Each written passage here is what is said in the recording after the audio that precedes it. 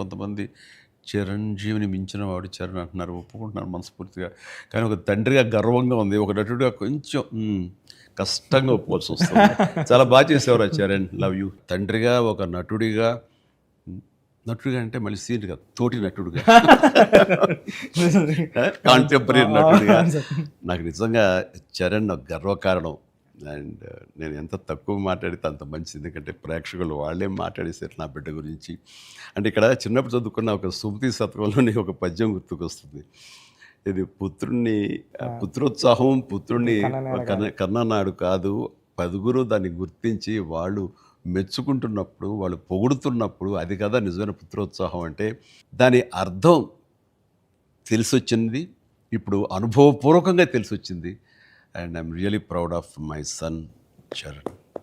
I love him.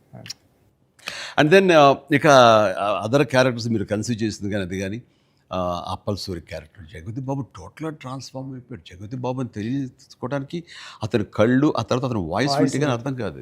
Of course మీ ఇంటర్వ్యూల ద్వారా నాకు తెలిసిపోయింది కాబట్టి, గెటప్ చూశాను కాబట్టి అయింది. కానీ నిజంగా ఎవరైనా కొంచెం కొత్త వాళ్ళు చూస్తుంటే కనుక అతను గుర్తుపట్టలేనంతగా ట్రాన్స్ఫార్మ్ అయిపోయాడు. మనకి జగపతి బాబు కనపడకుండా మీరు అప్పల సూర్యనే మీరు కనిపించేలా చేయటం అనేది మీ కాన్సెప్ట్, మీ డిజైనింగ్, అది చాలా అద్భుతంగా చేసి తను కూడా చాలా అవును సార్, మీరు అన్నట్టు ఒదిగిపోయాడు. అవునండి, మీరు అన్నట్టు అప్పల్ సూరి క్యారెక్టరే ట్రిగ్గర్ చేస్తారు సార్ కథకి. ఏ ఎమోషన్ కావాలో అప్పల్ సూరే జెండా పట్టుకొని పెద్ద చేతిలో పెడతాడండి, అక్కడ నుంచి పెద్ద తీసుకుని ట్రావెల్ అవుతాడు సార్. అది కరెక్ట్ సార్, మీరు ఏదైతే చెప్పారో అది. అందుకే అలా సార్ అప్పల్ సూరి క్యారెక్టర్ అన్న డ్రైవ్ చేయబట్టే లాస్ట్లో స్టేషన్ కూడా అప్పల్ వాళ్ళ అయింది సార్. అది చాలా మంచి ట్రిబ్యూట్.